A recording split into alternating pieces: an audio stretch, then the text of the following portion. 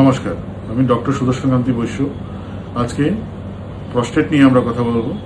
অনেকেই আমার কাছে আসে যেখানে কোনো আল্ট্রাসাউন্ডের মাধ্যমে তারা পেয়েছে যে আমার এনলার্জ প্রস্টেট। সেটা আমি দেখছি যে 30 বছর থেকে শুরু করে 70 বছর অবধি পেশেন্ট হতে পারে।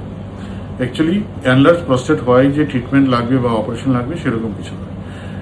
প্রথমত প্রস্টেটের প্রবলেম সাধারণত 60 বছরের পরেই হয় এবং প্রস্টেট বৃদ্ধি হওয়ার সাথে সাথে তার সাথে ইউরিনারি সিমটমও অ্যাসোসিয়েটেড থাকতে হবে এবং ইউরিনারি সিমটম যদি এরকম হয়ে যায় যেখানে ওষুধ দিয়ে আর ম্যানেজ করা যাচ্ছে না, তখনই আমরা অপারেশনের প্ল্যান করে থাকি।